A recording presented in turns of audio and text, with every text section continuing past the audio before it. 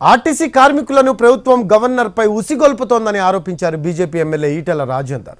గవర్నర్కు 2 రోజుల క్రితమే బిల్లు పంపారని, అందులోనూ గవర్నర్ హైదరాబాద్లో లేరని గుర్తు చేశారు. ఆర్టీసీ కార్మికులకు రావాల్సిన పెండింగ్ బకాయిలపై ఎక్కడా క్లారిటీ లేదన్నారు. విలీనం పేరుతో కార్మికులను బుజ్జగించే ప్రయత్నం చేస్తున్నారన్నారు. ఇవాళ ఉద్యోగ భద్రత లేక ఇబ్బంది పడుతున్నారు. అలాంటి వాళ్ళకి ఏదో చేస్తా అన్నారు. చేస్తా అంటే 2వ తారీఖున డిసిషన్ తీసుకున్నట్టున్నది. 5 రోజులు 6 రోజులు గవర్నర్ గారి దగ్గరికి పోవాలని సంతకం పెట్టి రావాలి. కానీ అకారణంగా వాళ్ళకేదో టీఆర్ఎస్ పార్టీ మీ వెంట ఉంటుంది, ఎన్నటికైనా ముఖ్యమంత్రి గారే మిమ్మల్ని కాపాడుతున్నటువంటి ఒక మాట అయితే ఉందో అది వాళ్ళు నమ్మలేకపోతున్నారు.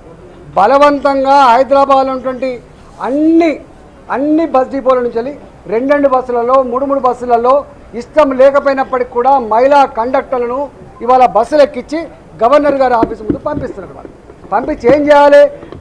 మీ జీవో తొందరగా రాకపోవడానికి ఆర్టీసీ కార్మికులకు వ్యతిరేకంగా ఉన్నది బీజేపీ పార్టీ, గవర్నర్ అని చెప్పడే ప్రయత్నం చేస్తాడు.